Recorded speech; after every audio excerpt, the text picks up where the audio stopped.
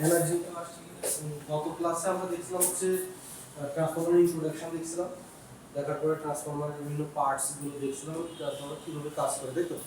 এখন যদি আজকে আমি বলি যে ট্রান্সফরমার কিভাবে কাজ করে, বলতে হবে? হ্যাঁ, ট্রান্সফরমার অ্যাকচুয়ালি কিভাবে কাজ করে, শুধু একটু ওয়ার্কিং প্রিন্সিপালটা কিভাবে একটু বলতে হবে? বাইরে থেকে দেখলে দেখা যাবে যে দুইটা কয়েল আছে, দুইটা সারা ম্যাগনেটিক্যালি কানেক্টেড আছে। ম্যাগনেটিক সার্কিট আছে, সুবিধা কি হয়েছে কানেক্ট করার জন্য?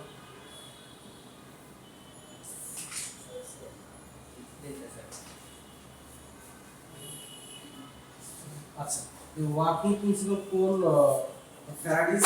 ফ্যারাডেস ইলেকট্রোম্যাগনেটিক ইন্ডাকশনের যে নীতি আছে সেই নীতির উপর বেস করে কাজ করবে। ফ্যারাডের ইলেকট্রোম্যাগনেটিক ইন্ডাকশন নীতি কি বলছিল? ফ্যারাডের ইলেকট্রোম্যাগনেটিক ইন্ডাকশন নীতি আমাদের বলতেছিল যে যদি আমরা একটা alternating magnetic field, alternating magnetic field মানে হচ্ছে যে ফিল্ডটা সর্বদা পরিবর্তনশীল, মানে তার দিক পরিবর্তন করতেছে, এমন একটা ফিল্ড যদি আমি একটা কন্ডাক্টরের আশেপাশে রাখি, তাহলে ওই অল্টারনেটিং ম্যাগনেটিক ফিল্ড ওই কন্ডাক্টরের ভিতরে একটা ভোল্টেজ ইনডিউস করবে। ধরো এটা হচ্ছে আমার একটা অল্টারনেটিং ম্যাগনেটিক, এটা ফিল্ড অল্টারনেটিং নাই ধরে আমি একটু অল্টারনেটিং তৈরি করবো, কি করবো, এটা কাছে দূরে নিব, কাছে দূরে নিব, কাছে দূরে নেওয়ার ফলে একটা চেঞ্জিং ম্যাগনেটিক ফিল্ড তৈরি হবে। কারণ কি, এটা কাছে আসলে বেশি পরিমাণ কাট করবে, দূরে গেলে কম পরিমাণ ম্যাগনেটিক ফিল্ড এই বারটাকে কাট করতে হবে, তাই না?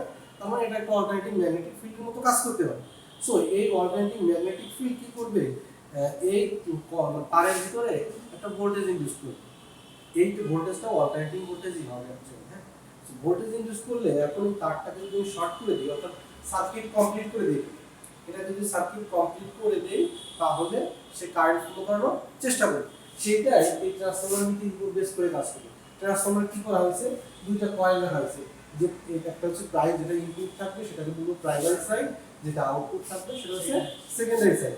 আর মাঝে একটা কোর ইউজ করা হয়েছে কেন, যাতে ম্যাগনেটিক ফ্লাক্স গুলো খুব সহজেই প্রাইমারি সাইড থেকে সেকেন্ডারি সাইডে গিয়ে লিংক আপ হতে পারে, যাতে আমার এই যে ফ্লাক্স গুলো আছে, ফ্লাক্স গুলো এদিক ওদিক না গিয়ে শুধুমাত্র সেকেন্ডারি ভিতর দিয়ে যায়। যদি এই এখানে কোরটা না ইউজ করতাম, তাহলেও ভোল্টেজ ইনডিউস হতো, কিন্তু ফ্লাক্সটা তো গাইডেড ওয়েতে এই সেকেন্ডারি ভিতর দিয়ে যেত না, তার জন্য হয়তো ইনডিউস ভোল্টেজের পরিমাণ কম হতো।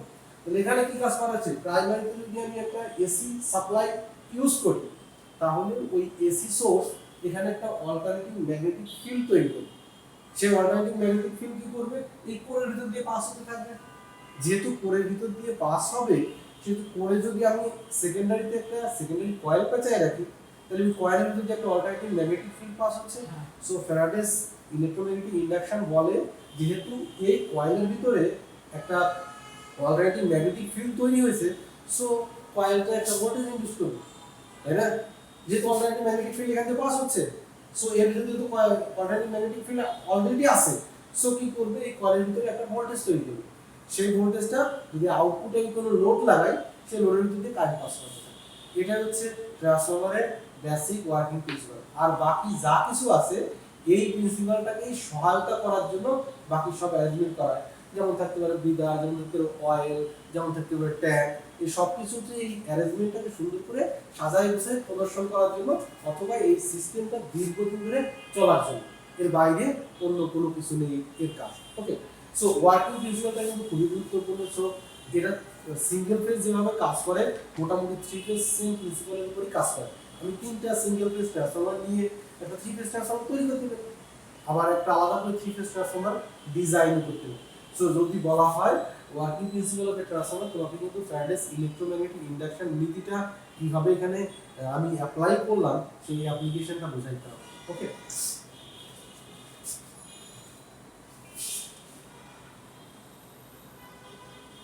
আর লেন্সের লয়ের ক্ষেত্রে কি বলছিলাম, যে আমার তো এখানে প্রাইমারি সাইডে আমি একটা সোর্স অ্যাপ্লাই করেছি, সেই সোর্স আমাকে এখানে একটা ইলেকট্রোম্যাগনেটিক একটা ফ্লাক্স তৈরি করতে হবে, সেই ফ্লাক্সের জন্য এখানে একটা ভোল্টেজ তৈরি হবে। সোর্স যে যে পরিমাণ কারেন্ট দিচ্ছে, সেই কারেন্ট যদি, যে কারেন্ট এখন এখানে ফ্লাক্স তৈরি হবে, সেই ফ্লাক্সকে যদি সেকেন্ডারিতে লোড লাগানোর পরে কারেন্ট গিয়ে ওই ফ্লাক্সকে বাধা দেয়, তাহলে সেটা হচ্ছে লেন্জের লয়ের ভিতরে। লেন্জের ল বলতেছে কি, যার জন্য সে তৈরি হবে সেই জিনিসটাকে সে বাধা দিতে থাকে। এই সেকেন্ডারি সাইডে ভোল্টেজটা কিসের জন্য তৈরি হলো, এই প্রাইমারি ফ্লাক্সের জন্য। সো এই ভোল্টেজটা তৈরি হওয়ার পরে এখানে যদি লোড লাগাই একটা কারেন্ট যাবে, সেই কারেন্ট কি করবে সেকেন্ডারি সাইডে একটা ফ্লাক্স তৈরি করার চেষ্টা করবে, সেই ফ্লাক্সটা হচ্ছে এই ফ্লাক্সের বিপরীত দিকে হবে। এই ফ্লাক্সের জন্য তো এখানে ভোল্টেজ তৈরি হয়েছিল, এখন সেকেন্ডারিতে লোড লাগালে তো সেটা কারেন্ট ড্র করতে থাকবে, সেই কারেন্ট যেহেতু কয়েলের ভিতর দিয়ে যাবে, সো কয়েলের ভিতর দিয়ে আলাদা করে একটা ফ্লাক্স তৈরি হবে, সেই ফ্লাক্সটা মেইন ফ্লাক্সকে বাধা দিতে থাকবে। সো এটাকে এই জন্য লেনজের লকে বলা হয়, যার জন্য সে তৈরি হবে সেটাকেই সে বাধা দিতে থাকবে।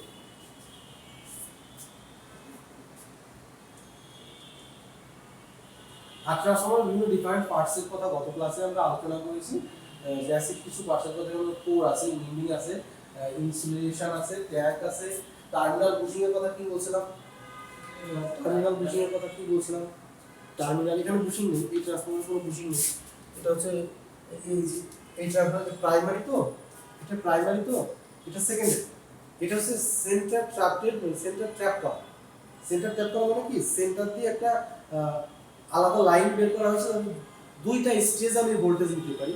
এটা প্রাইমারিতে যদি আমি 220 দেই, আউটপুটে হয়তো 12 ভোল্ট 24 ভোল্ট পেতে পারি। এই দুইটা তার যখন নিব তখন আমি 24 ভোল্ট পেতে পারবো, আবার এই দুইটা নিব যখন তখন 12 ভোল্ট পাবো। সেন্টার ট্যাপ করা আছে, অর্থাৎ এর মাঝে যতগুলো উইন্ডিং আছে উইন্ডিংকে অর্ধেক অর্ধেক করে ভাগ করে দেয়। 20টা উইন্ডিং থাকলে 10টার মাঝে গিয়ে এটা দেওয়া আছে, 10টার মাঝে গিয়ে এটা দেওয়া আছে, সেন্টার ট্যাপ করে দেওয়া আছে। টার্মিনাল বুশিং এর কথা বলছিলাম, এই যে প্রাইমারি সাপ্লাইটা আমি ট্রান্সফরমারে দিব, যখন দিব যদি এর একটা ইয়ে থাকতো, ট্যাঙ্ক থাকতো, ট্যাঙ্কের সঙ্গে যদি এই লাইনটা শর্ট হয়ে যেত, ট্রান্সফরমার পুরোটা শর্ট হয়ে যেত। সো বুশিংটা হচ্ছে এই টার্মিনালগুলোকে ইন বা আউট করার জন্য যে লেগটা ব্যবহার করা হয় সেটা হচ্ছে বুশিং, এছাড়া আর কিছু না। ইনলেট এবং আউটলেট, অর্থাৎ সাপ্লাই প্রাইমারিতে যাবে এবং সেকেন্ডারি থেকে সাপ্লাইটা আউটপুটে যাবে, এই তারগুলো বের করার জন্য যে সিস্টেমটা দাঁড় করানো হয়েছে, যে সিস্টেমগুলো সেটা হচ্ছে বুশিং।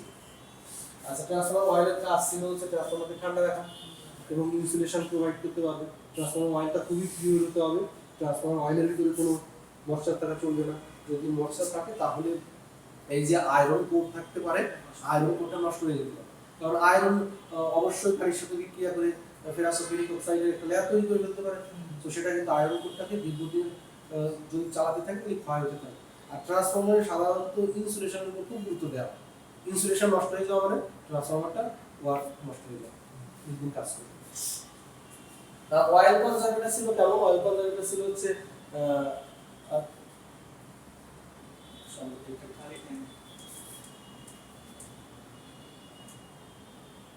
অয়েল কনজারভেটর ছিল যেটা যে আমার যদি একটা ট্যাঙ্ক থাকে, ট্রান্সফরমারে একটা ট্যাঙ্ক থাকে, ট্যাঙ্কের পরে গিয়ে উপরে আরেকটা এক্সট্রা ট্যাঙ্ক বসানো আছে, ট্যাঙ্কের ভিতরে অয়েল থাকবে, অয়েলটাকে যদি এখন কোনো কারণে হিট আপ হয়, অয়েলটা যদি এক্সপায়ার্ড করে, এক্সপায়ার্ড করলে সে কোথাও না কোথাও যেতে চাইবে, ট্যাঙ্কের ভিতরে যদি পর্যাপ্ত জায়গা না থাকে ট্যাঙ্ক তো ফেটে বেরিয়ে যাবে। সেইটাকে রোধ করার জন্য আমার এই কনজারভেটর ট্যাঙ্ক দেওয়া হয়েছিল, যাতে আমার এক্সেস অয়েল এক্সপায়ার্ড করার সঙ্গে সঙ্গে এই কনজারভেটর ট্যাঙ্কে এসে সে বসে থাকতে পারে। এই কনজারভেটর ট্যাঙ্কেও যখন বসে থাকতে পারবে না, তখন আলাদা আরেকটা আউটলেট আছে, সেটার একটা নাম আছে। যখন এই ট্যাঙ্কেও ধরবে না, তখন এক্সট্রা একটা নাম আছে, সেই ভেন্ট দিয়ে অয়েলটা বাইরের দিকে বের হয়ে যাবে। আর ব্রিদার কি, ব্রিদারের কাজ কি ছিল? ব্রিদারের কাজ ছিল হচ্ছে শ্বাস প্রশ্বাস নেওয়ার একটা যন্ত্র, তাই না?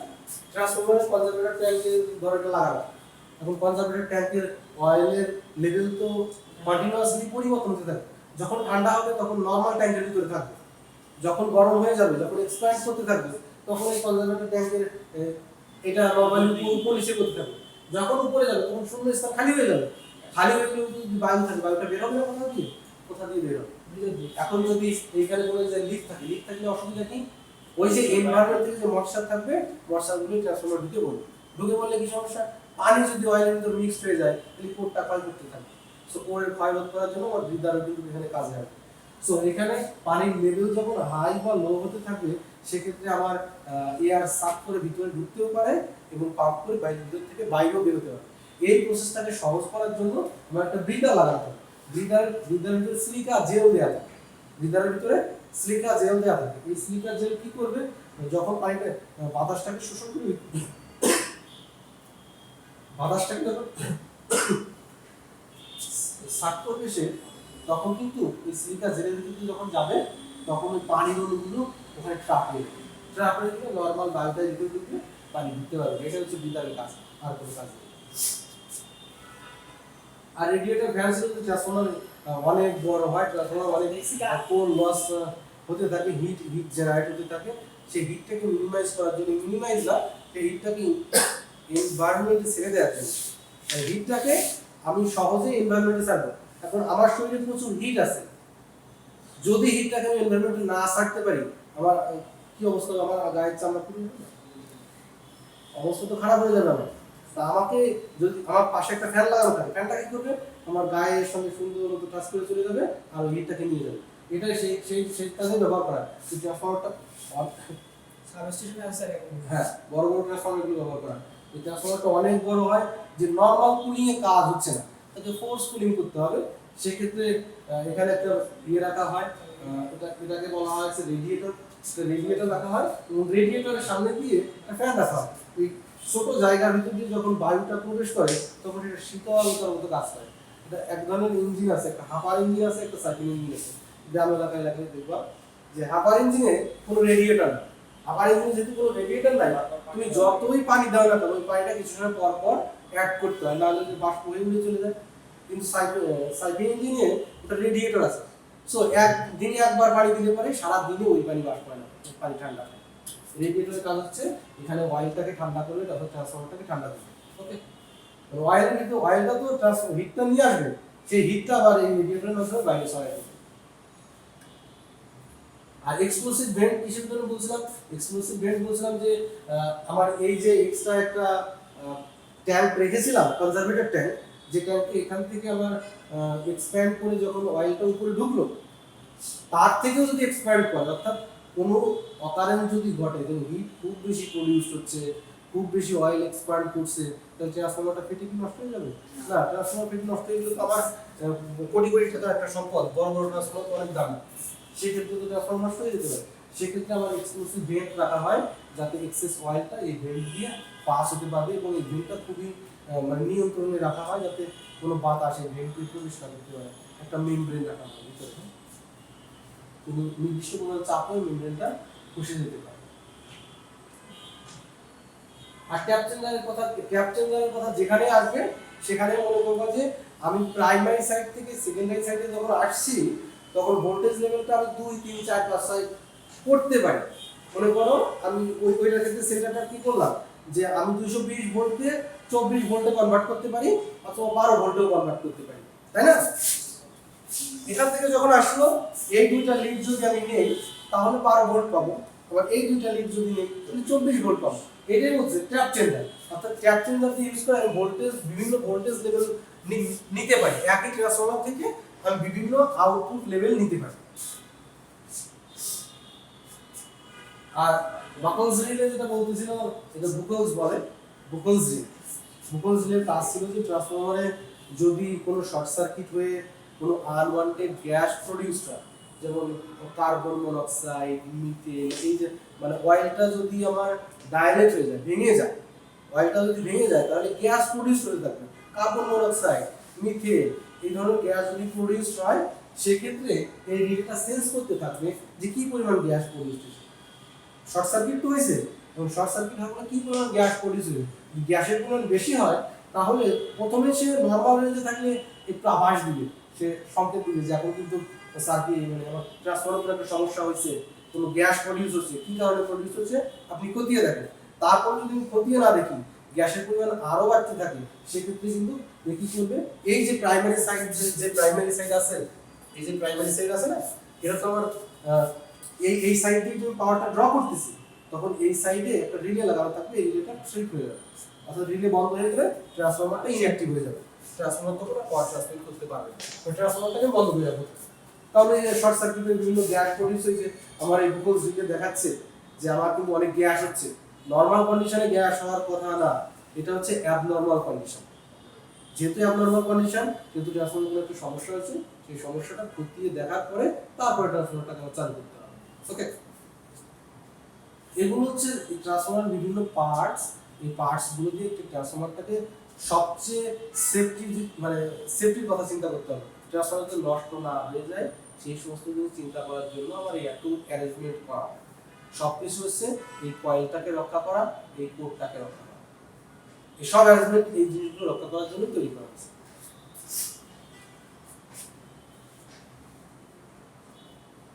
আচ্ছা, এখন আসি ট্রান্সফরমার টাইপের ভিতরে। এটা হচ্ছে কতদিন আমি পড়াইনি, আজকে নতুন টপিক। ট্রান্সফরমার হতে পারে কয় প্রকারের, এটা এখানে বলা হচ্ছে কোর টাইপ, শেল টাইপ, আর একটা হচ্ছে স্পাইরাল টাইপ। এটা হচ্ছে অনেক আধুনিক টাইপ। এই টাইপটা নরমালি বই দেওয়া থাকে না, কিন্তু এই টাইপটা হচ্ছে এখন সচরাচর আধুনিক যে ট্রান্সফরমার আছে, খুবই হাইলি এফিশিয়েন্ট, যেগুলো সেগুলো ব্যবহার করা হয়। হ্যাঁ, এগুলো আছে।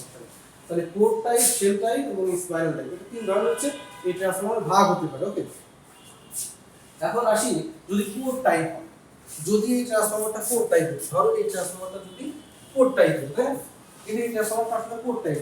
এই ট্রান্সফরমারের তিনটা লেগ আছে। এই ট্রান্সফরমারের ভিতরে যে কোরটা ব্যবহার করা হয়েছে না, কোর কোথায়? এই যে এই দুই সাইডে দুইটা আর মাঝে একটা কোর আছে, তাই না? এর হচ্ছে তিন, ও আচ্ছা সরি, কোর একটাই কিন্তু কোরের লেগ তিনটা। কোরের লেগ তিনটা, অর্থাৎ এই যে স্টিল দিয়ে বানানো হয়েছে এটা, এর মাঝে একটা লেগ আছে, দুই সাইডে দুইটা লেগ আছে। এখন যদি এই যে উইন্ডিংটা আছে, এটা তো প্রাইমারি সাইড, তো সেকেন্ডারি সাইড, এই দুইটা লেগে, শুধু দুইটা লেগের উপরই এই উইন্ডিংটা পেঁচানো হতো, মানে এই পাশে প্রাইমারি, এই পাশে সেকেন্ডারি। যদি এমন পেঁচানো হয়, সেটাকে বলা হয় কোর টাইপ। দেখো, এই পাশে প্রাইমারি সাইড, এই পাশে সেকেন্ডারি সাইড, মাঝে কোনো লেগ ছিল না, সেরকম কনফিগারেশন হয়, সেটাকে বলবো আমি কোর টাইপ ট্রান্সফরমার। তুমি এখানে দেখা যাচ্ছে যে এখন এই কোর টাইপ ট্রান্সফরমারে সাধারণত যদি প্রাইমারি সাইড এখানে পেঁচাই, সেকেন্ডারি সাইড এখানে পেঁচাই, তাহলে দেখা যায় যে কিছু ফ্লাক্সের লস হয়, কিছু ফ্লাক্সের লস হয়। কারণ এখানে যদি পেঁচাই, কিছু ফ্লাক্স এখানে লিকেজ ফ্লাক্স থাকে, তাই না? সব ফ্লাক্স আর কোনো দিকে যাবে? সবই যাবে না, কিছু একটা লিকেজ ফ্লাক্স থাকবে। যখন আমরা ট্রান্সফরমারের ইকুইভ্যালেন্ট সার্কিট দেখব, তখন এই লসগুলো আমরা ক্যালকুলেশনে আনবো। সো লিকেজ ফ্লাক্স গেলে তো আমার লস, কারণ লিকেজ ফ্লাক্স তৈরি করতে কারেন্ট লাগতেছে, সেই কারেন্টটা লস হয়ে যাবে। যার জন্য করা হয় কি, নরমালি প্রাইমারি সাইডের সঙ্গে সেকেন্ডারি সাইডে একটু পেঁচাই যায়, প্রাইমারি সেকেন্ডারি, আবার এই সেকেন্ডারি হচ্ছে প্রাইমারি সেকেন্ডারি, সেটা বোঝা যাচ্ছে। Low voltage winding, high voltage winding, low voltage winding, high voltage winding, অর্থাৎ একই লেগের উপরে দুইটাই পেঁচানো হয়। কম, এর পাশে একটু পেঁচায়, এর পাশে একটু পেঁচায় প্রাইমারি সেকেন্ডারি, এর পাশে একটু পেঁচায় প্রাইমারি সেকেন্ডারি। যেভাবে হচ্ছে কোর টাইপ ট্রান্সফরমার মোটামুটি এখন ডিজাইন করা হয়।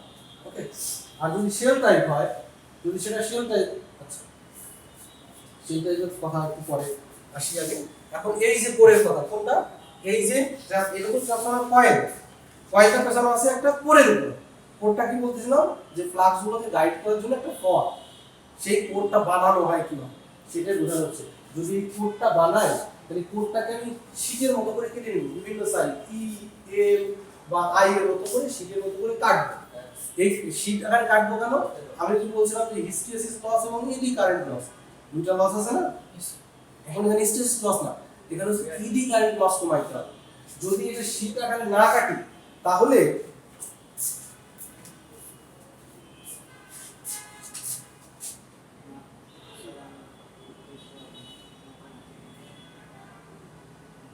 মনে করেন একটা বাল্ব, একটা বাল্ব আমি শীট আকারে কাটি না, এটা মোটা একটা কোর, হ্যাঁ। এখন এই কোরের ভিতরে যখন আমি একটা সাথে যখন কয়েল পেঁচাবো এরকম করে, তখন এই কোরের ভিতরে একটা সার্কুলেটিং কারেন্ট তৈরি হবে। কেন? এখানে যেহেতু কয়েল দিয়ে আমি একটা ম্যাগনেটিক ফ্লাক্স পাস করানোর চেষ্টা করতেছি, সো আলটিমেটলি সে ওখানে একটা কারেন্ট জেনারেট করে ফেলবে। সেই কারেন্টটা এই কোরের ভিতরে ঘুরতে থাকে। এখন এই কারেন্টটা যত বেশি হবে, এখন কোরের তো একটা রেজিস্ট্যান্স আছে, যেহেতু রেজিস্ট্যান্স আছে, কারেন্ট যেহেতু রেজিস্ট্যান্সের ভিতর দিয়ে যাচ্ছে, হিট জেনারেট করবে। সো কারেন্টটা যত বেশি হবে, হিটটা তত বড় হতে থাকবে, অর্থাৎ কোরটা তত গরম হতে থাকবে। সেই লসটাকে কমানোর জন্য আমি কি করছি, কারেন্ট যাতে বড় না হয়ে যেতে পারে, শীটটাকে পাতলা পাতলা করে কেটেছি, যাতে ওই সার্কুলেটিং কারেন্টটা কম জায়গা পেলে কম কারেন্ট প্রবাহিত হবে। ওকে, সো সার্কুলেটিং কারেন্ট কমানোর জন্য শীটটাকে আমি ওই রকম বিভিন্ন ওয়েতে কাটবো। বিভিন্ন ইঞ্জিনিয়ারিং করে দেখা গেছে যে এই শীটগুলোকে ই, এল বা আই এর মতো করে যদি কাটি এবং পরবর্তীতে জয়েন করি, মোটামুটি সেটা কাজে লাগে। আচ্ছা, জয়েন করার পরে পাশাপাশি দুটা কিন্তু আমি জয়েন করতে পারবো না, এর মাঝে অক্সাইডের লেয়ার বা ইনসুলেটর দিতে হবে, তাহলে সেই লাউ সেই কবি হয়ে যাবে। কারণ দুইটা মেটালকে পাশাপাশি যদি তুমি শর্ট করে দাও, 101 ক্লাস ছিল, কারণ ওই ক্লাসটা ওখানে নেওয়া সম্ভব হচ্ছে না, তার জন্য এখানে ওটা মেইন ইস্যু চেঞ্জ করে দেন। হ্যাঁ ঠিক আছে।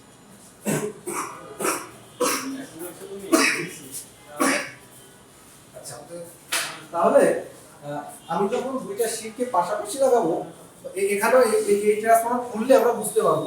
এই ট্রান্সফর্মার নর্টন ট্রান্সফর্মার নিয়ে আসি, তারপর খুললে আমরা বুঝতে পারবো এই ট্রান্সফর্মার শীটগুলোর ভিতরে আলাদা একটা অক্সাইডের লেয়ার দেওয়া আছে, ইনসুলেটিং লেয়ার দেওয়া আছে, যাতে একটা শীট আরেকটা শীটের গায়ে না লেগে যায়। গায়ে না লাগলে তো শীট হিসেবে কাজ করবে সে। সো ইডি কারেন্ট লসটা কমবে। সো এটা মাথায় কিন্তু সব জায়গায় রাখবা, যেখানেই তুমি ভাইবা দিতে যাইবা সেখানেই জিজ্ঞেস করবে যে ট্রান্সফরমারের শীট, ট্রান্সফরমারের কোডটাকে কেন শীট হিসেবে কাটা হয়। যদি তুমি বলো যে স্যার আমার ফেভারিট টপিক হচ্ছে ট্রান্সফরমার, ট্রান্সফরমার সম্পর্কে জিজ্ঞেস করলে সেই হিস্টেসিস লস এবং ইডি কারেন্ট লসকে তোমাকে কিছু একটা চাই। তখন এই ইডি কারেন্ট লস কিভাবে কমানো যায়, হিস্টেসিস লস কিভাবে কমানো যায়, ট্রান্সফরমার এফিসিয়েন্সি কিভাবে বাড়ানো যায়, সেই জিনিসগুলো নিয়ে তোমাকে কথা বলতে হবে। সেই জিনিসগুলো কিন্তু বেসিক জিনিস, ভাইবার জন্য কাজে লাগে।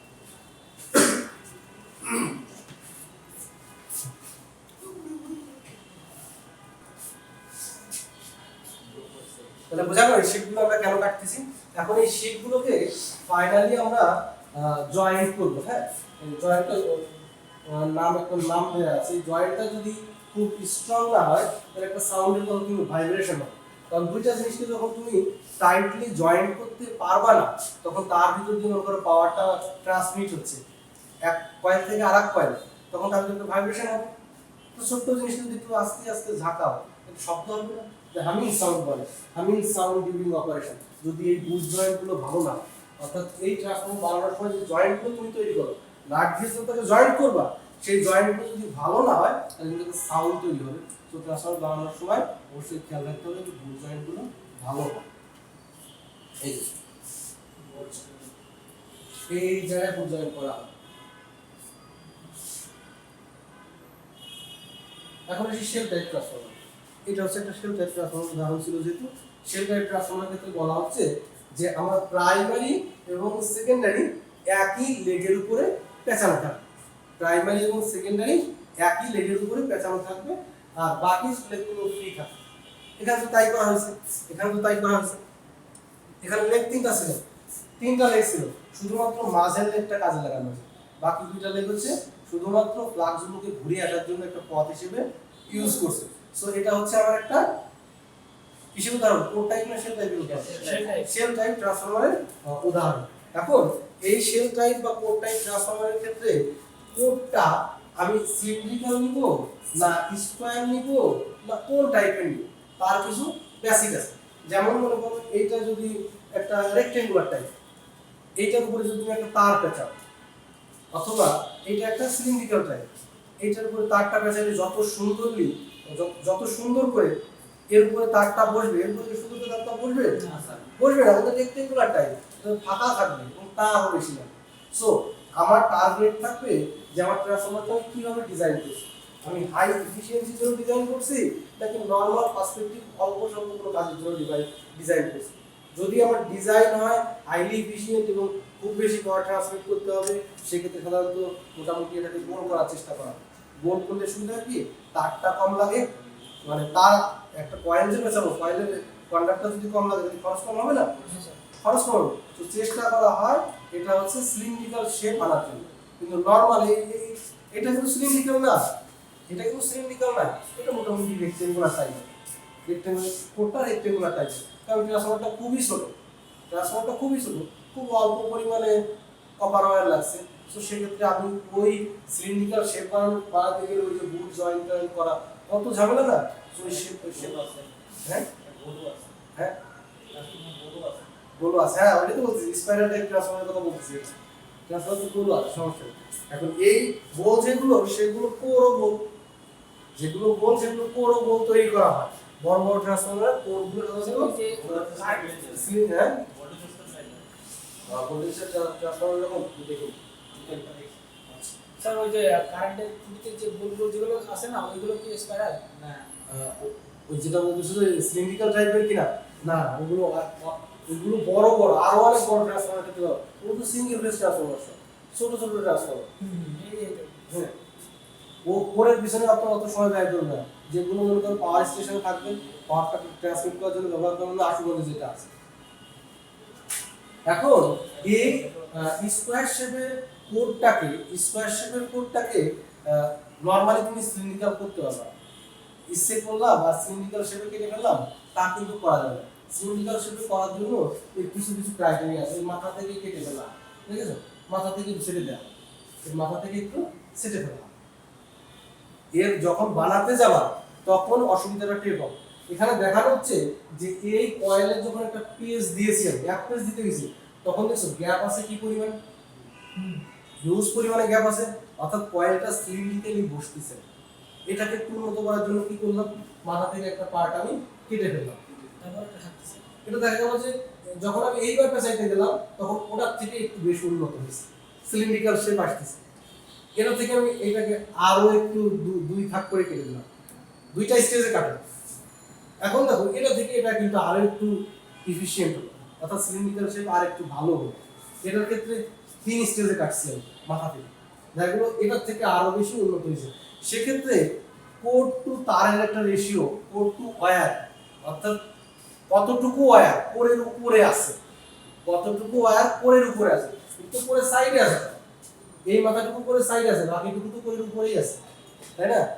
এই ক্ষেত্রে কোরের যে কতটুকু লেন্থ কভার করলো তারটা কি কোরটা জুড়েই আছে নাকি কোর থেকে সাইডেও আছে। সিলিন্ড্রিক্যালের জন্য তারটা মোটামুটি খুব ভালোভাবে কোরের সঙ্গে মিশে যায়, অর্থাৎ কোরের সাথে তারের লেগে থাকা রেশিওটা অনেক ভালো হবে। ভালো হলে এফিসিয়েন্সিটাও বেশি পাওয়া যাবে, কারণ সেক্ষেত্রে কপার ওয়্যার কম লাগবে, সেক্ষেত্রে কপার ওয়্যারের পরিমাণ বেশি লাগবে, এক্ষেত্রে কপার ওয়্যারের পরিমাণ কম লাগবে। তুমি নর্মালি দেখো এটাকে পেঁচাইতে যাও অনেক বেশি তার লাগবে, এটাকে পেঁচাইতে যাও অনেক কম তার লাগবে। তাহলে শেল টাইপের কি আছে, শেল টাইপের হচ্ছে আমার দুইটা প্রাইমারি এবং প্রাইমারি উইন্ডিং এবং সেকেন্ডারি উইন্ডিং একই লেগের উপরে পেঁচানো হবে। এটা হচ্ছে বেসিক পার্থক্য, এটা হচ্ছে দুইটা আলাদা লেগে পেঁচানো হতো, এটা হচ্ছে একই লেগে পেঁচানো হতো।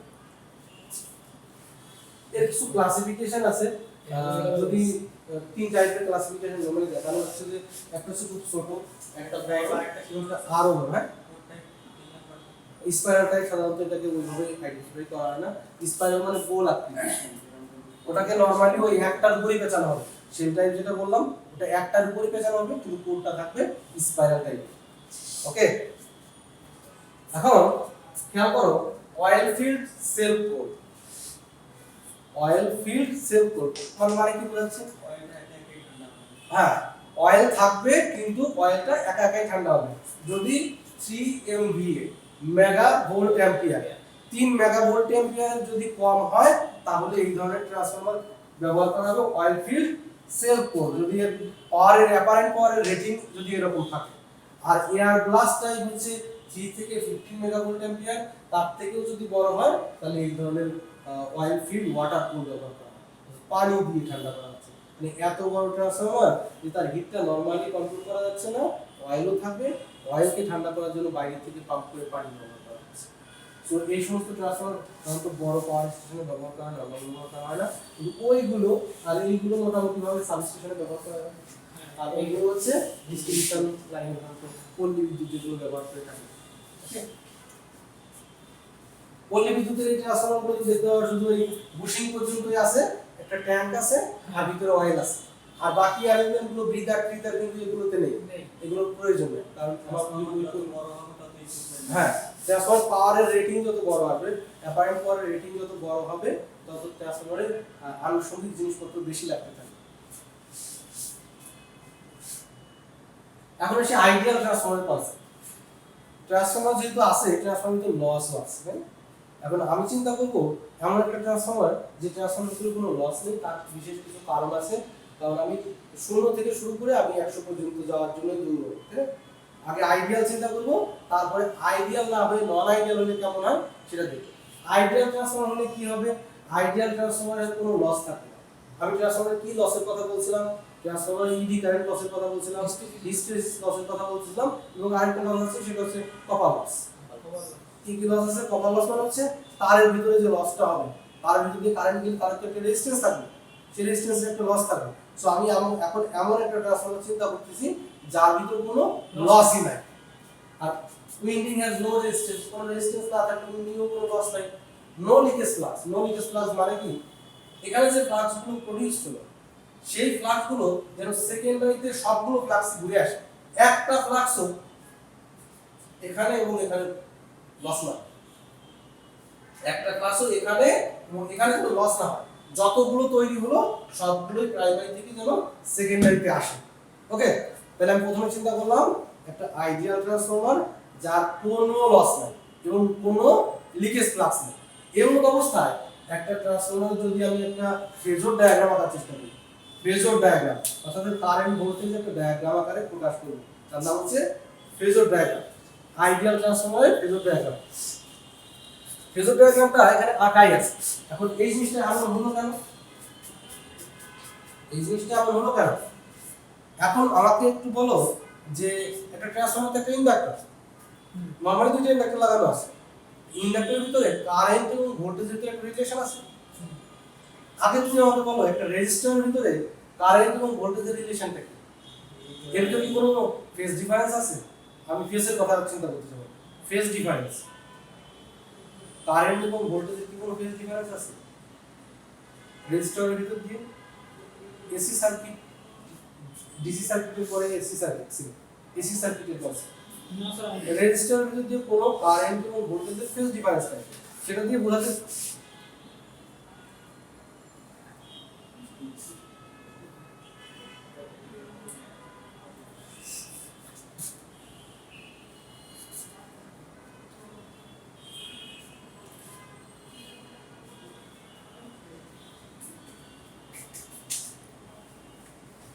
মনে করো এটা হচ্ছে ধরলাম ভোল্টেজের জন্য, হচ্ছে ভোল্টেজের এসি যে সিগন্যালটা ছিল আমি সেই সিগন্যালটা মনে করো আঁকলাম, এটা হচ্ছে অ্যাম্পিয়ার। একইভাবে কারেন্টের জন্য আপনি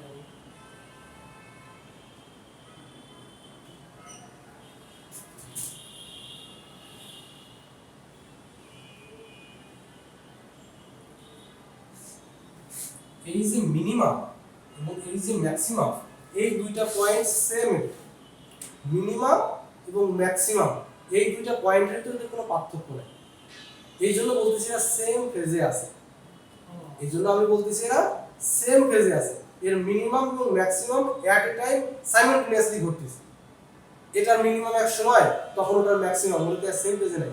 সো ওটার ম্যাক্সিমাম যখন হবে কারেন্টের ম্যাক্সিমাম তখন, সো এখানে ভোল্টেজের ম্যাক্সিমাম যখন হচ্ছে Vmax তখনও কারেন্টের ম্যাক্স হচ্ছে, এখানে Vmin এখানেও কারেন্ট মিন, এই পয়েন্টে কারেন্ট এবং ভোল্টেজ দুইটাই জিরো, আবার এই পয়েন্টে কারেন্ট এবং ভোল্টেজ দুইটাই ম্যাক্সিমাম।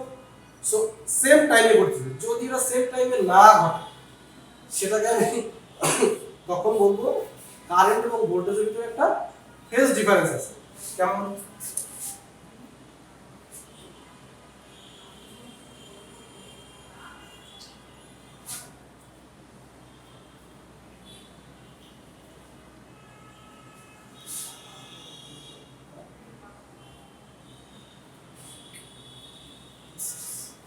এটা এখান থেকে শুরু হয়েছিল, এটা এখান থেকে শুরু হয়েছে,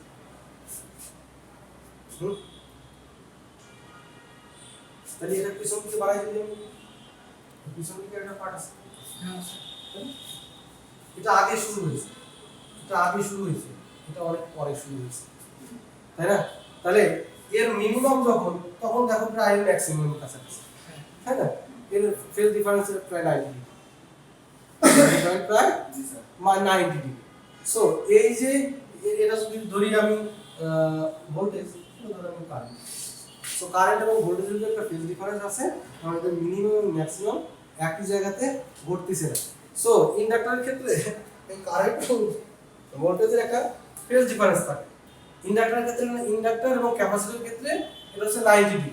এবং আরেকটা কথা ছিল এখানে লিডিং এবং ল্যাগিং, যে কোনটা লিড করবে, যেটা যে আগে থাকবে সেই তো লিড করবে, যে পিছনে থাকবে সেই ল্যাগ করবে, তাই না? এখন ইন্ডাক্টরের ক্ষেত্রে কারেন্টটা সবসময় 90 ডিগ্রিতে ল্যাগ করে, কারেন্টটা সবসময় 90 ডিগ্রিতে ল্যাগ করে, আর ক্যাপাসিটরের ক্ষেত্রে কারেন্ট সবসময় 90 ডিগ্রিতে লিড করে। এই কথাটা হচ্ছে তুমি মাথার ভিতরে একটু ঢোকায় রাখো যে কারেন্ট দিয়ে তুমি চিন্তা করবা লিডিং এবং ল্যাগিং তুমি কারেন্ট দিয়ে বোঝার চেষ্টা করতেছো।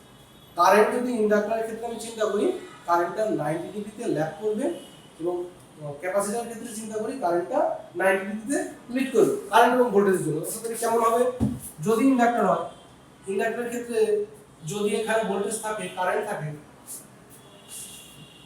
কারেন্ট লিড করবে ইন্ডাক্টরের ক্ষেত্রে না স্যার ভোল্টেজ লিড করবে ভোল্টেজ লিড করবে তাই তো তাহলে কি হবে যদি এভাবে ধরো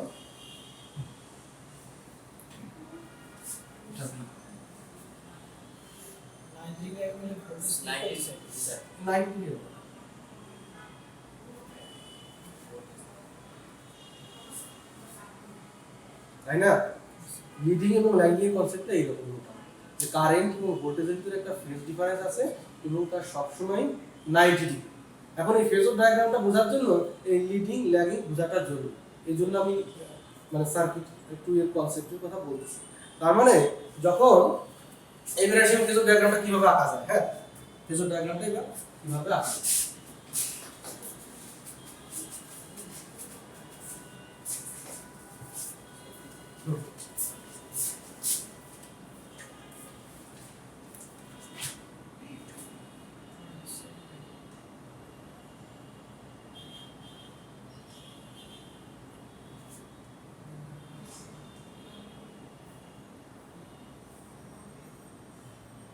আইডিয়াল ট্রান্সফরমার একটা ফেজর ডায়াগ্রাম আঁকা।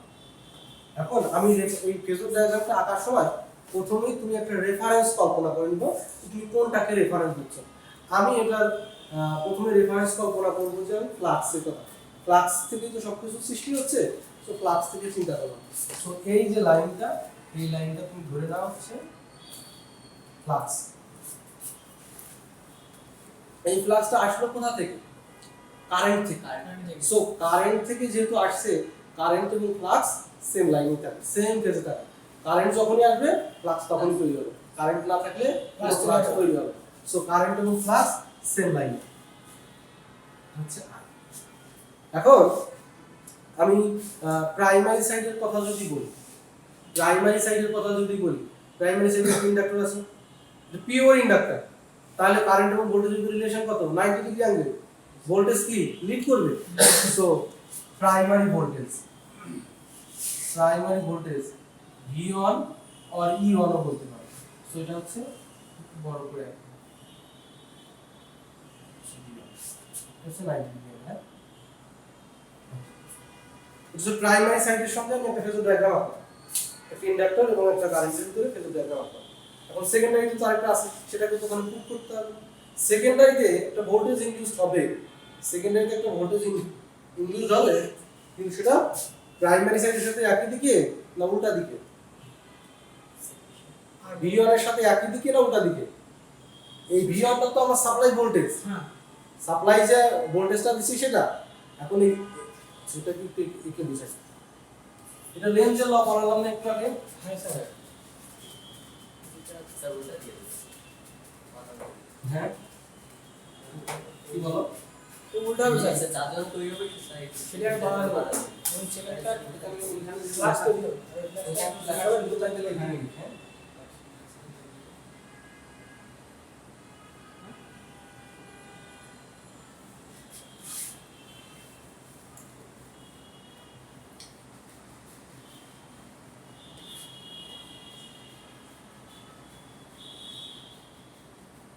দেখো এই জিনিসগুলো কিন্তু জানা জরুরি। এগুলো কিন্তু খেলাধুলা করলে পরবর্তীতে ওই প্র্যাকটিক্যাল হয়তো তুমি কিছু করতে পারবে তুমি থিওরি ক্লিয়ার না করতে পরে জানবে। আমার এখানে হচ্ছে supply voltage V1 AC supply দিয়েছি তাই না। যেহেতু এসি সাপ্লাই আমি এখানে দিয়েছি তাহলে এই কয়েলের ভিতর দিয়ে তো আমার কারেন্ট পাস হচ্ছে। কারেন্ট পাস হলে এটাও তো একটা কয়েল সো এখানে অল্টারনেটিং ফিল্ড তৈরি হবে। ফিল্ডে তো এখানে তো একটা ভোল্টেজ তৈরি হয়ে যাবে এখানে ভোল্টেজ তৈরি হবে না সেই ভোল্টেজটার নাম হচ্ছে E1 টার দিক হবে এই V1 এর উল্টা দিকে E1 টার দিক হবে এই V1 এর উল্টা দিকে এটার নাম হচ্ছে E1। এই E1 টা কি জন্য তৈরি হলো যে অল্টারনেটিং ফ্লাক্স এর ভিতর দিয়ে পাস হচ্ছে। হ্যাঁ অল্টারনেটিং ফ্লাক্স পাস হচ্ছে তাহলে এই অল্টারনেটিং কয়েলের ভিতর দিয়ে যেহেতু অল্টারনেটিং ফ্লাক্স পাস হচ্ছে সো সে একটা ভোল্টেজ তৈরি করে ফেলবে, সেই ভোল্টেজটার নাম হচ্ছে E1। যেহেতু V1 সাপ্লাই এবং E1 একই প্রাইমারি সাইডে, V1 এবং E1 খুবই কাছাকাছি হবে, কিন্তু একটা অপরটার উল্টা দিকে হবে, একটা অপরটার উল্টা দিকে হবে।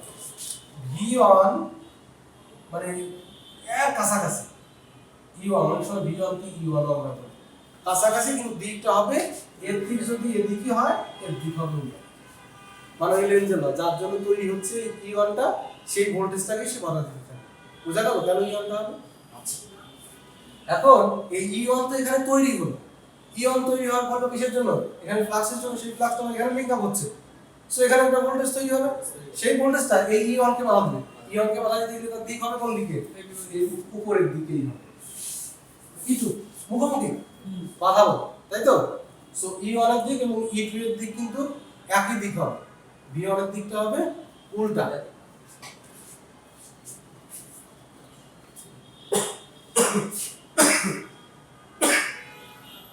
আচ্ছা, তাহলে V1 এবং E1 এর সাথে যদি এখন সম্পর্ক তৈরি করতে চাই, V1 যদি উপরে থাকে তাহলে E1 কোন দিকে থাকবে? উল্টা দিকে। সো V1 এদিকে থাকবে, ঠিক 90 ডিগ্রি উল্টা দিকে E1 এবং E2 দুইটাই থাকে, E1 E2। এখন এই E1 এবং E2 একসময় সমান হতে পারবে যদি প্রাইমারি সাইডের ট্রান্স সংখ্যা N1 এদিকে হচ্ছে N2 নাম্বার অফ টার্নস যদি সমান হয়, তাহলে এই E1 এবং E2 ও সমান। কারণ ট্রান্স সংখ্যার সাথে তো ভোল্টেজের রিলেশন, ট্রান্স সংখ্যার সাথে তো ভোল্টেজের রিলেশন, ভোল্টেজের ইকুয়েশনে আমি আসতেছি, সমস্যা নেই। ট্রান্স সংখ্যা কম বা বেশি দিলে ভোল্টেজটা কম বা বেশি হবে, তাই তো? সো এই ফেজর ডায়াগ্রামটা কি বোঝা গেছে যে কিভাবে আমি বানাচ্ছি? সো এটা হচ্ছে পিওরলি কোনো লস নাই, পিওর একটা ট্রান্সফর্মার যার ভিতরে কোনো লস নেই। ওকে, সো এটা দিয়ে এইটুকু দিয়ে আমি বোঝাচ্ছি হচ্ছে তার প্রাইমারি সাইডের সাপ্লাইয়ের সাথে কারেন্ট ভোল্টেজের রিলেশন, আর এটুকু দিয়ে বোঝাচ্ছি সেকেন্ডারি এবং তার ইনডিউসড ইএমএফ এর রিলেশন। আমি এখানে কোনটার সাথে কোনটা রিলেশন সেটা বোঝানোর জন্য এটুকু বোঝালাম, ভবিষ্যতে গিয়ে আরো অনেক বড় জটিল কিছু এখানে আসবে, সমস্যা নেই, তখন কিন্তু এই জিনিসটা এরকম থাকবে না, অন্যরকম থাকবে।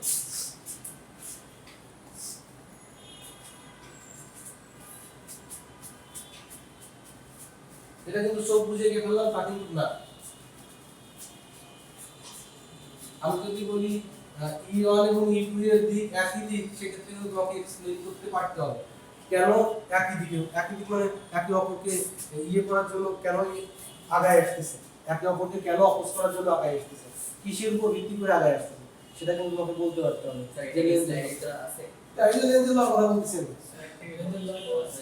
লেন্সের ল আছে রে E1 এবং E2 এর দিক একই দিকে হচ্ছে কারণ তারা একে অপরকে অপোজ করতে চায়, তুমি একই দিকে আসতেছে, একে অপরকে অপোজ করতে না চাইলে একই দিকে আসতে না। সো তুমি এদিকে দৌড়াচ্ছে, তোমার বন্ধু এদিকে দৌড়াচ্ছে, আমরা চাচ্ছি যে একে অপরকে বাধা দিই, দুজন দুদিকে দৌড়ালে কি একে অপরকে বাধা দিতে পারতাম না।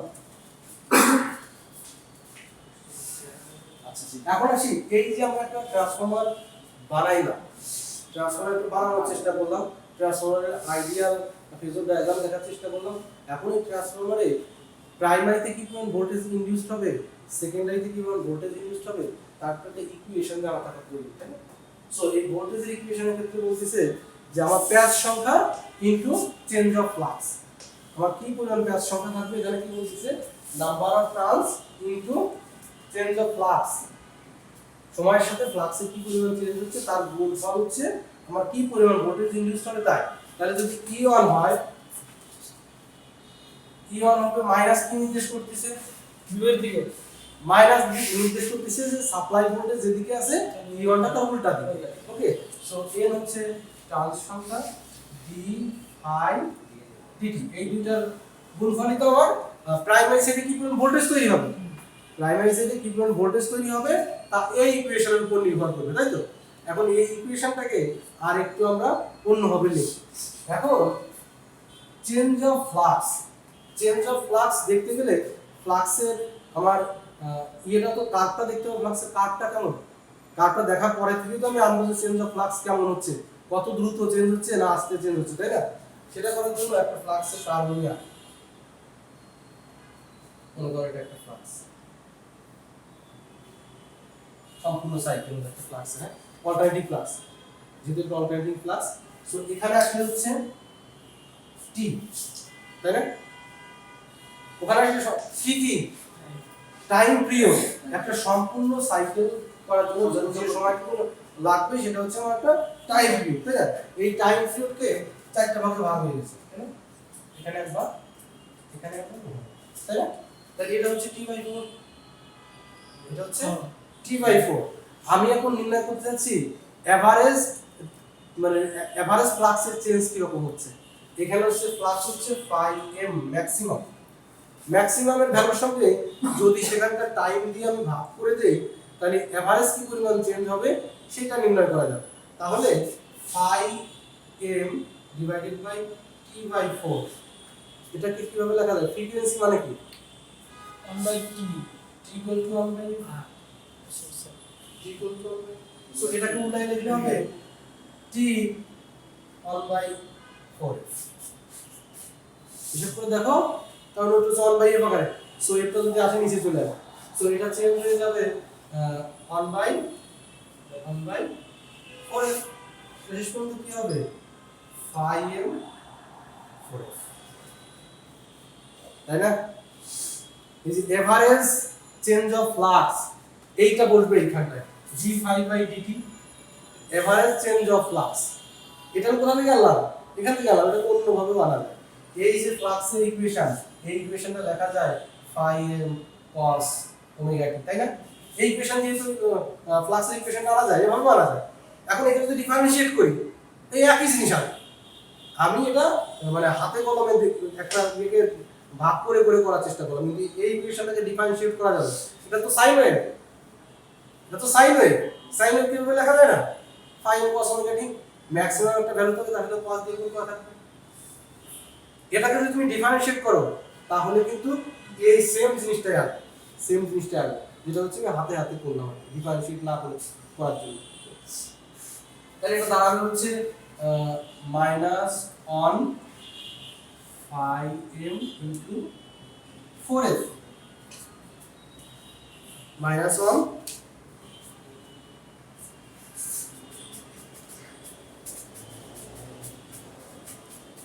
এখন থেকে আমি মাইনাসটা লিখবো না, কারণ আমি বুঝে নিব যে ইনডিউসড ভোল্টেজ হলো সেটা সব সময় উল্টা দিকে, সো আমার -1টা লেখার প্রয়োজন নেই। এখন এখানে ফাইনালি যদি এটা গুছাই লিখি 4a 5m n1, এটা হচ্ছে এভারেজ ফ্লাক্স চেঞ্জের জন্য যে ভোল্টেজ ইনডিউসড হলো সেটা হচ্ছে এই ভোল্টেজ।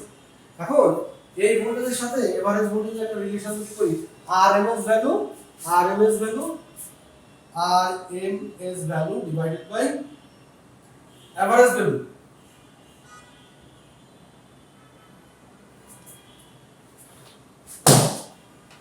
এটাকে বলা হয় RMS value divided by average value, এটা হলো ফর্ম ফ্যাক্টর।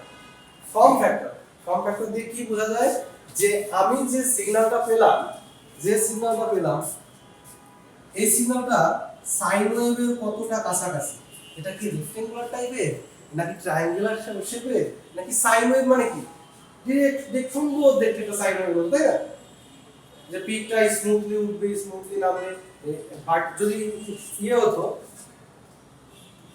স্কয়ার হতো কেমন হতো, এখান দিয়ে এরকম যাইতো, এখান দিয়ে এরকম যাইতো, তাই না? এই ফর্ম ফ্যাক্টর দিয়ে বোঝা যাবে যে এই ওয়েভটা কতটা সাইন ওয়েভের কাছাকাছি। So RMS value divided by average value equal to সবসময় সাইন ওয়েভের জন্য 1.1 এর কাছাকাছি। সো আমি এই সিগন্যালের জন্য RMS মানে এসির জন্য RMS এর জন্য ক্যালকুলেট করা হয়, যেটা ডিসি এর ইকুইভ্যালেন্ট হিসেবে চিন্তা করা হয়, যে ডিসি দিলে পরে কি পরিমাণ কাজ হতো আর ওই সমপরিমাণ কাজ করার জন্য এসির কি পরিমাণ দিতে হতো, সেটাই তো RMS ভ্যালু, তাই না? এখন এই ইকুয়েশনটাকে যদি 1.1 দিয়ে গুণ করি তাহলে RMS ভ্যালুটা পাচ্ছি। তাহলে এভারেজ ভ্যালু তুমি কি করব 1.1 দিয়ে গুণ করব। সো ফাইনালি দাঁড়াবে b equal to 4.44 f 5m, এটা হচ্ছে আমার ইনডিউসড ভোল্টেজের ইকুয়েশন। আমি এত সময় ধরে এত কিছু দৌড়াদৌড়ি করলাম শুধুমাত্র আমার ট্রান্সফরমারের একটা সাপ্লাই ভোল্টেজ দিলে সে কি পরিমাণ প্রাইমারি এবং সেকেন্ডারিতে ভোল্টেজ তৈরি করবে তার একটা ইকুয়েশন বার করার মতো। তুমি যদি পিছনের কথা মনে না রাখো কোনো সমস্যা নেই, তোমাকে কেউ ধরতে আসবে না যে কিভাবে এই ইনডিউস ভোল্টেজের ইকুয়েশন তুমি পেয়েছো। তোমার যদি মনে থাকে E1 এটা মুখস্থ করে ফেলো, 4.44 F5M1 F5M into L1। phi হচ্ছে ফ্লাক্স, N হচ্ছে নাম্বার অফ টার্নস, F হচ্ছে ওই যে সাপ্লাই এর ফ্রিকোয়েন্সি। সো এখন যদি আমি কনক্লুড করার চেষ্টা করি সেটা বলতেছে যে আমি ট্রান্সফরমারের প্রাইমারিতে বা সেকেন্ডারিতে কি পরিমাণে ভোল্টেজ ইনডিউসড হবে তা নির্ভর করবে আমার ওই ট্রান্সফরমারের যে সাপ্লাই দিয়েছি তার ফ্রিকোয়েন্সি, যে সাপ্লাই দিয়েছি তার ফ্রিকোয়েন্সি এবং তার মিউচুয়াল ফ্লাক্স। এটা নির্দিষ্ট ধাতু বলে দেওয়া থাকবে যে এই পরিমাণ মিউচুয়াল ফ্লাক্স আছে, আর ওই প্রাইমারিতে বা সেকেন্ডারিতে কি পরিমাণ ট্রান্স সংখ্যা দিয়েছে। ওইগুলো মনে না রাখলেও চলবে, তাহলে এটা মনে রাখলেও চলবে। ওটা আসলে ট্রান্সফরমার দেখানোর জন্য যে এই ইকুয়েশনটা আসলো কোথা থেকে, বুঝা গেল? সো সেকেন্ডারির জন্য একই ইকুয়েশন হবে। সেকেন্ডারির জন্য কিন্তু ওই ফ্রিকোয়েন্সি আর চেঞ্জ হবে না। প্রাইমারি এবং সেকেন্ডারিতে সবসময় ফ্রিকোয়েন্সি সেম। সো E2 হবে 4.4 F5M N2। F5M তো চেঞ্জ হবে না, দুটো তো সেম, দুটো সার্কিটেই প্রোভাইড করতেছে, তাই না? চেঞ্জ করবে। সো E1 এবং E2 এটা, তাহলে E1 এবং E2 ভোল্টেজ লেভেল যদি চেঞ্জ হতে হয় তাহলে চেঞ্জ করতে হবে N1 অথবা N2। যদি N1 কম হয়, যদি N2 বেশি হয়, তাহলে যদি N1 এর থেকে N2 বেশি হয় সেটা কি হবে? স্টেপ আপ Tx দিয়ে বোঝালাম ট্রান্সফরমার, স্টেপ আপ ট্রান্সফরমার। কারণ কি, এই যে ভোল্টেজের ইকুয়েশন থেকে যদি প্যাচ সংখ্যা কম হয় তাহলে ভোল্টেজ কম, প্যাচ সংখ্যা বেশি হলে কি ভোল্টেজ বেশি, সোজা সাপটা হবে, তাই না? So N1 greater than N2 হলে সেটা হচ্ছে স্টেপ আপ ট্রান্সফরমার। যদি N1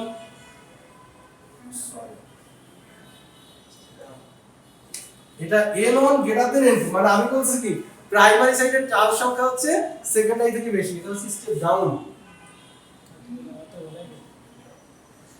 প্রাইমারি সাইডে আচ্ছা এটাকে এখানে আপনি পারে একটু সহজে মনে থাকবে। প্রাইমারিতে যদি বেশি থাকে তাহলে এটা হচ্ছে A1, এটা হচ্ছে N2। এখন এই প্রাইমারিতে যদি বেশি থাকে, সেকেন্ডারিতে যদি কম থাকে, তাহলে প্রাইমারি সাইডের ভোল্টেজ বেশি, সেকেন্ডারি সাইডের ভোল্টেজ কম। এটা কিন্তু আগের বার ভুল লিখেছিলাম। এখন লেখার সময় যখন গ্রেটার দেন লেস দেন দিতে গেছি তখন মাথায় ধরছে ভুল বলছি তো। So N1 less than N2 অর্থাৎ N2 হচ্ছে এখন গ্রেটার দেন, তাই না? এক্ষেত্রে হচ্ছে স্টেপ আপ ট্রান্সফরমার। বুঝা গেল কোনটা স্টেপ আপ এবং কোনটা স্টেপ ডাউন? প্রাইমারি সাইডে যদি ভোল্টেজ প্যাচ সংখ্যা বেশি থাকে, সেকেন্ডারিতে কম থাকে, সেটা হচ্ছে স্টেপ ডাউন। প্রাইমারি থেকে যদি সেকেন্ডারি প্যাচ সংখ্যা বেশি থাকে তাহলে স্টেপ আপ। এটা হচ্ছে কমন একটা জিনিস। এখন আসি প্রাইমারি সাইডের কারেন্ট, ভোল্টেজ এবং টার্ন সংখ্যার একটা রিলেশন দেওয়া হচ্ছে। এখন এই E1 কে আমি E2 দিয়ে ভাগ করব। এই এদিকে তাকাও, এইটুকুতে যে অন্য মানুষকে দিলে চলবে না, তাহলে আরো অনেক কিছু দেখা বাকি আছে। আচ্ছা এখন প্রাইমারি এবং সেকেন্ডারি যে ভোল্টেজের ইকুয়েশন পাওয়া, দুটাকে একটু ভাগ করে দেখি কি হয়। So E2 divided by E1, যেহেতু E1 এবং E2 সমান কাছাকাছি, না সরি, যেহেতু কি বলছিলাম E2 এবং V2 হচ্ছে টার্মিনাল ভোল্টেজ, V1 হচ্ছে সাপ্লাই ভোল্টেজ, কাছাকাছি আমি বলতে পারি দুটো প্রায় সেম। পরবর্তীতে দেখো E2 বা V2 একই বলবো, E1 এবং V1 প্রায় একই বলবো। equal to 4.44 F5M N2 divided by 4.44 F5M N1। এই বাকি এইটুকু তো সেম, সো এইটুকু কাটাকাটি যাবে। সো হবে কি V2 divided by V1 equal to N2 divided by N1, তাই না? আবার আরেকটা নাম আছে N2 divided by N1, এটা হচ্ছে ট্রান্স রেশিও। এ হচ্ছে ট্রান্স রেশিও, এ হচ্ছে ট্রান্স রেশিও, তাই না? সো এটাকে আমি বলতে পারি এ, এটাকে আমি বলতে পারি এগুলো আমার কাজে লাগবে, ম্যাথ করার সময় কাজে লাগবে, একটু খেয়াল করো। সো এটাকে আমি বলতে পারি এ, n2 ডিভাইডেড বাই অথবা v2 ডিভাইডেড বাই v1 কে আমি a বলতে পারি অথবা n2 ডিভাইডেড বাই n কে আমি a বলতে পারি। আমি ভোল্টেজের সাথে একটা রিলেশন পাইলাম এবং কারেন্টের সাথে একটা রিলেশন দাঁড় করানোর চেষ্টা করি।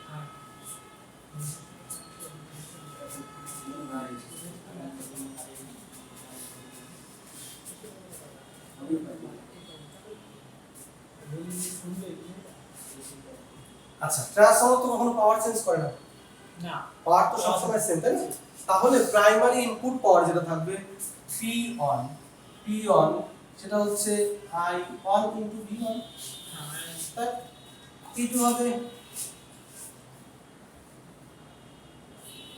I2 ইনটু V2, দুইটা যেহেতু সেম তাহলে হবে I1 into V1 equal to I2 into V2।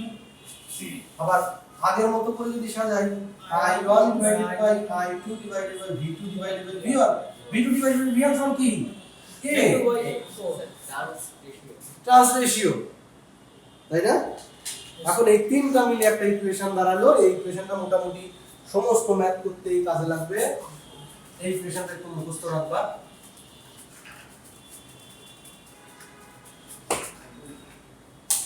ইকুয়েশনটা কি দাঁড়ালো? V2 divided by V1 equal to N2 divided by N1 equal to I1 divided by I2 equal to A। এটা হচ্ছে আমার trans রেশিওর যে ইকুয়েশনটা কারেন্ট ভোল্টেজের সাথে যেটা দেখাইছি, এটা হচ্ছে ফাইনাল ইকুয়েশন।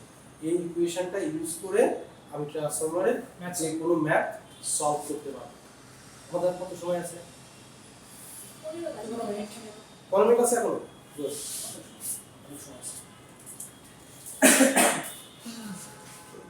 তাহলে ইকুয়েশনটা ট্রান্সফরমার কিভাবে এখানে ভোল্টেজ তৈরি করতেছে তার ইকুয়েশনটা দেখালাম কিভাবে ইকুয়েশনটা আসলো। এটা মেইনলি নির্ভর করবে হচ্ছে তার পাক সংখ্যার উপর। আমি প্রাইমারিতে কতটুকু পাক সংখ্যা দিয়েছি, সেকেন্ডারিতে কতটুকু পাক দিয়েছি। আচ্ছা, প্রাইমারিতে পাক বেশি হলে সেকেন্ডারিতে পাক কম হলে সেটা কি transformer? Step down, step down.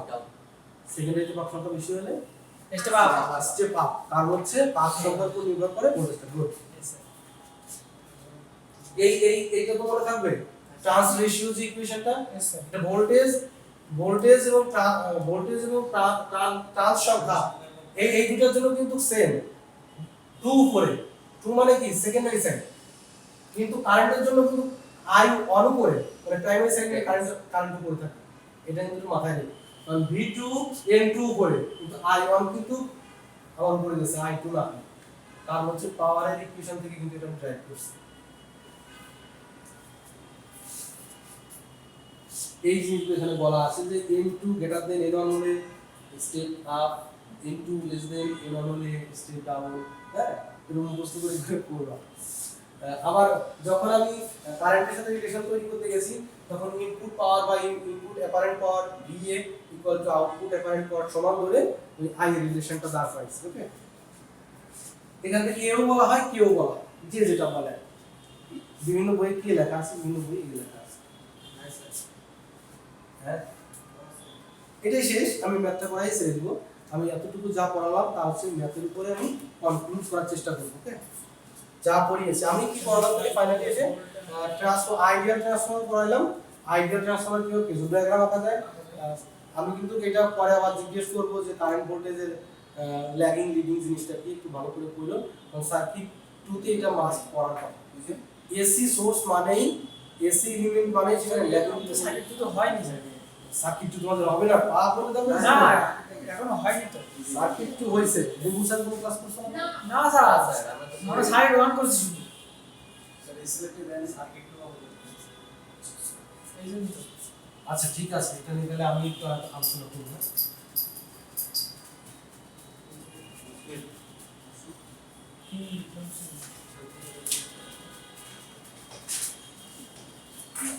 আচ্ছা, এখানে এই লাইনগুলো একটু পড়ো। কি বলতেছে, একটা ট্রান্সফরমারের স্পেসিফিকেশন দেয়া আছে। কি স্পেসিফিকেশন, কি ভি রেটিং দেয়া আছে। ট্রান্সফরমার কি পরিমাণে অ্যাপারেন্ট পাওয়ার 3 ধরনের হতে পারে।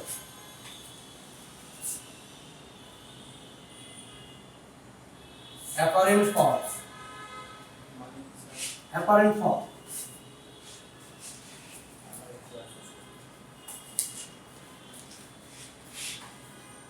রিয়েল পাওয়ার রিয়েল পাওয়ার, এটাই বুঝতে পারি রিঅ্যাক্টিভ পাওয়ার। যখন তুমি একটা এসি পাওয়ারের কথা বলবা তখন এই তিনটা পাওয়ারের কথা আসবে। একটা হচ্ছে অ্যাপারেন্ট, একটা হচ্ছে রিয়েল, আর একটা হচ্ছে রিঅ্যাক্টিভ পাওয়ার। রিঅ্যাক্টিভ ওকে, অ্যাপারেন্ট, রিয়েল এবং রিঅ্যাক্টিভ পাওয়ার। এখন আমি অ্যাপারেন্ট, রিয়েল এবং রিঅ্যাক্টিভ বোঝানোর জন্য, রিয়েল পাওয়ার হচ্ছে যে পাওয়ারটা অ্যাকচুয়ালি কাজ করে, মানে রিয়েল পাওয়ার হচ্ছে বাস্তব, বাস্তব যেটা কাজ করে। মনে করো এই গ্লাসে, এই বোতলে পানি আছে, পানির উপরে একটু ফেনা আছে, ওই ফেনা কি তোমার তৃষ্ণা মেটাতে পারবে? না সো যেটুকু পানি ওইটুকু হচ্ছে রিয়েল তোমার তৃষ্ণা মেটাতে পারে, বাকি যেটুকু সেটুকু তোমার তৃষ্ণা মেটাবে না, কিন্তু পানি ঢালার সময় এটা অটোমেটিকলি তৈরি হয়ে গেছে। এখন এটাকে, এটা তো নর্মাল উদাহরণ দিলাম যে এটা বোঝানোর জন্য যে রিয়েল মানে হচ্ছে যেটুকু অ্যাকচুয়ালি কাজ করে, অ্যাপারেন্ট যেটুকু সেটুকু কাজ করে না, কিন্তু সেটুকু লাগবেই, সেটুকু তোমার তৈরি হওয়ার সময় সার্কিটটাকে চালানোর জন্য সেটুকু কাজে তোমাকে লাগাতে হবে।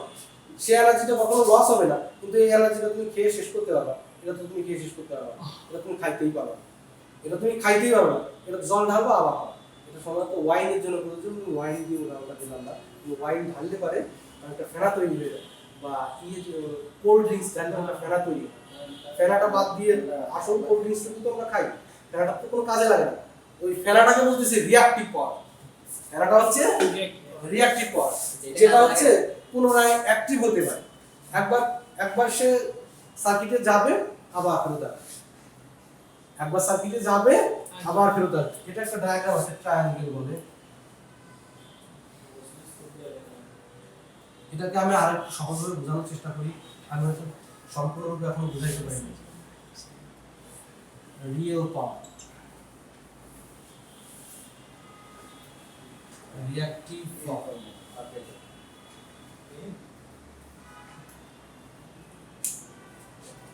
অ্যাপারেন্ট পাওয়ার, এর সাথে একটা অ্যাঙ্গেল থিটা।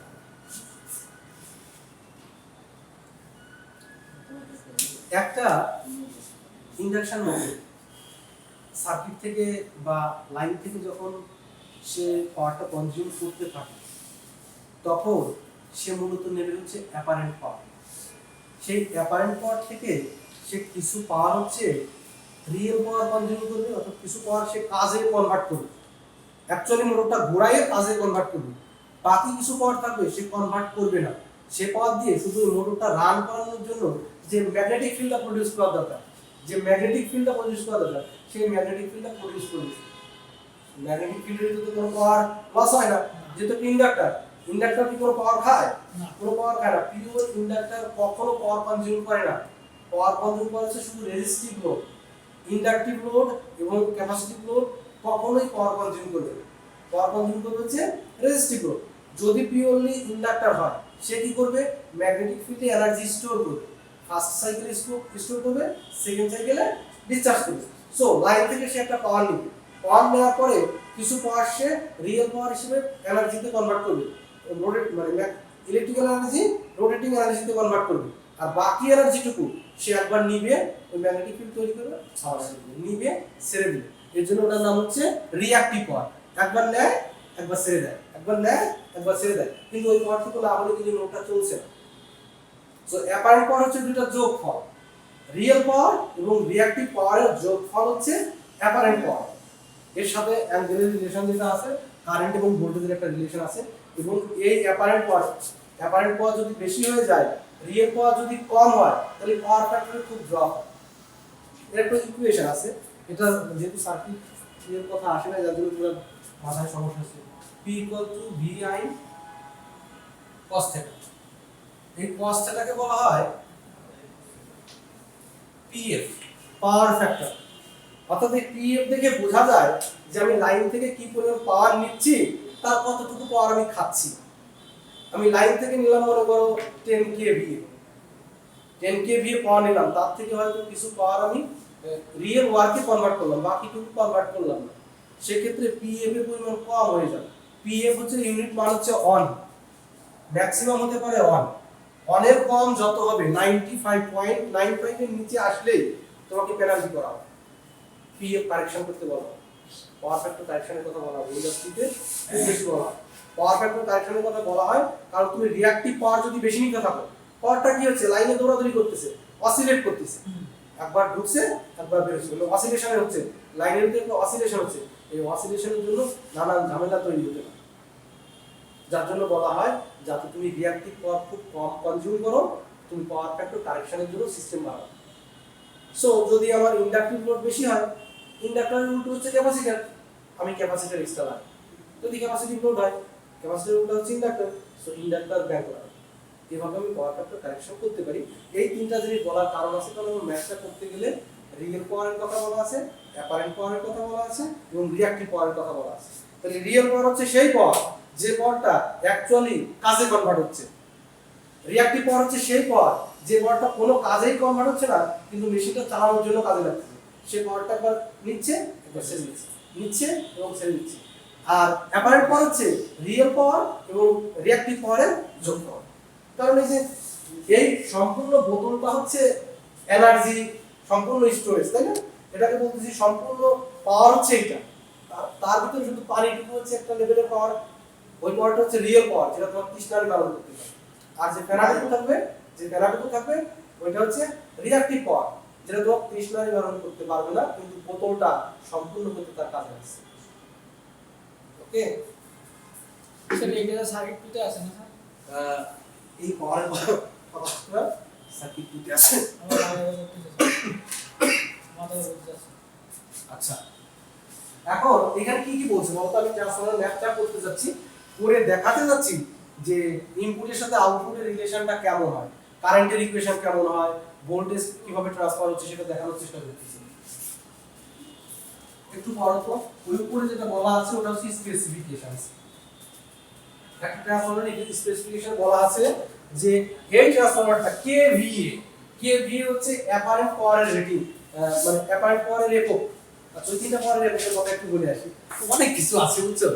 ওই যে যেটা রিয়েল পাওয়ার সেটাকে বলা হয় watt, watt watt oblique kilowatt oblique হ্যাঁ মেগাওয়াট, এটা হচ্ছে রিয়েল পাওয়ার। আর যেটাকে বলা হচ্ছে রিঅ্যাক্টিভ পাওয়ার সেটাকে বলা হয় কেভিএআর, কেভিএ, কেভিএআর। আর যেটা অ্যাপারেন্ট পাওয়ার সেটাকে বলা হয়, এটা ভিএআর বলতে পারো, ভিএআর বলতে পারো, কেভিএআর বলতে পারো অথবা এমভিএআর বলতে পারো। আর যেটা অ্যাপারেন্ট পাওয়ার সেটাকে বলা VA oblique kVA, VA oblique kVA. Okay, তাহলে তিনটা পাওয়ার, একটা হচ্ছে রিয়েল পাওয়ার, আর এটা দিল হচ্ছে রিঅ্যাক্টিভ পাওয়ার যেটা কোনো কাজেই লাগে না, খালি অসিলেট করে লাইনের এদিক ওদিক।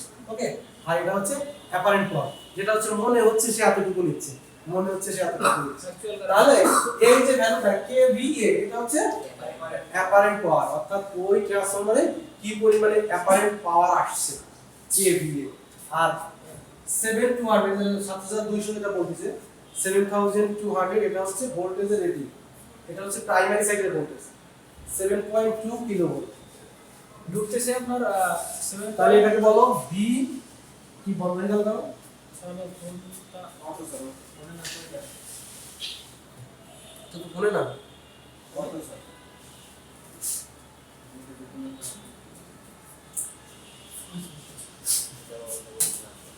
তাহলে লিখে ফেলো প্রাইমারি সাইডের ভোল্টেজ কত, ভিপি প্রাইমারি সাইডের ভোল্টেজ কত 7200 ভোল্ট, প্রাইমারি সাইড থেকে 7.2 কিলো ভোল্ট আসছে।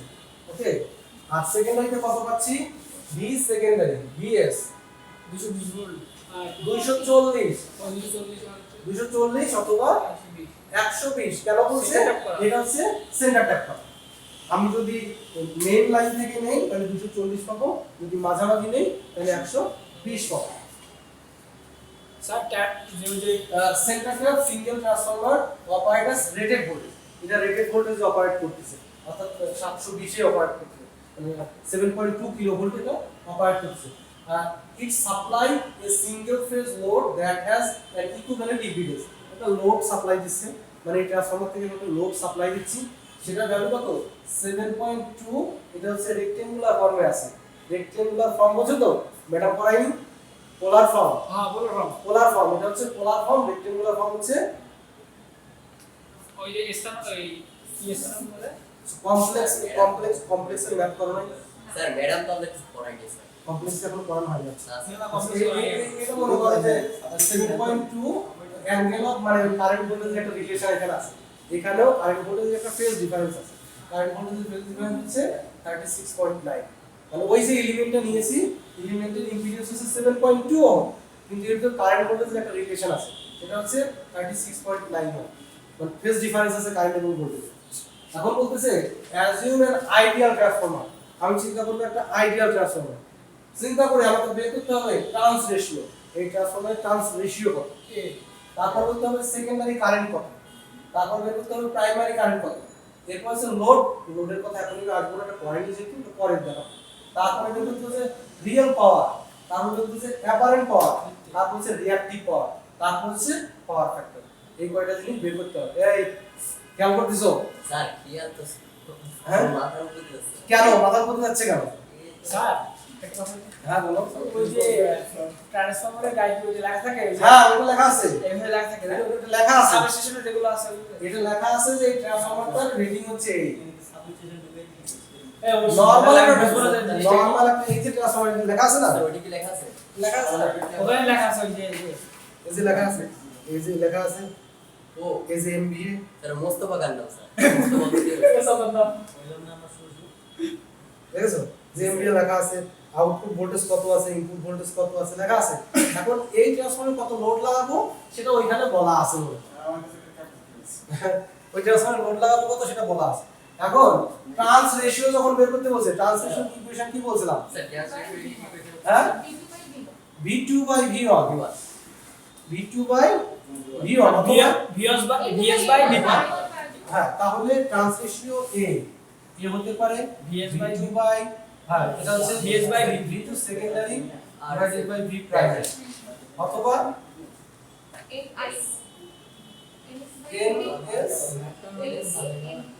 NP। আমার এখানে কি কি দেয়া আছে? আমার ভোল্টেজটাই দেয়া আছে, সেকেন্ডারি ভোল্টেজ কত? আমার এনএস এর দরকার নাই, সেকেন্ডারি ভোল্টেজ কত? 240। প্রাইমারি ভোল্টেজ কত? 7020। কত হয় দেখো? 0.033 বলে।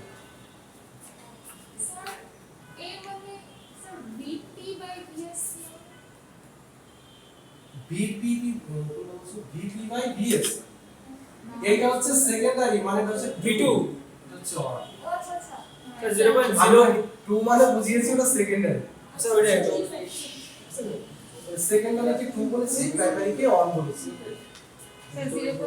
0.033 এটা এরকম আছে। হ্যাঁ এই ম্যাথের সামনের পাশে একটা কোড দিই। শিওর স্যার এটা স্ক্রিনশট করুন। ট্রান্স রেশিও বের করলাম, এখন আমাদের সেকেন্ডারি কারেন্ট বের করতে হবে। এই স্যার সেকেন্ডারি কারেন্ট বের করার জন্য কি কি তথ্য এখানে দেওয়া আছে? আমাদের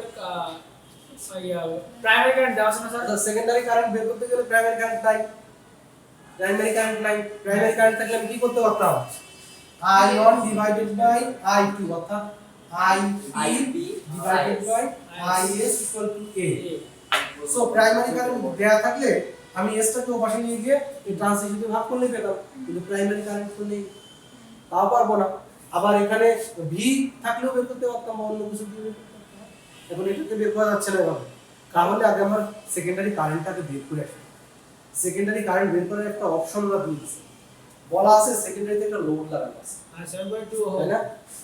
এইখানে একটা লোড লাগানো আছে, এইখানটাতে একটা লোড লাগানো আছে, এটা মান হচ্ছে 7.2 ওহম। তাহলে কি করব? সেকেন্ডারি ভোল্টেজ কত? 240।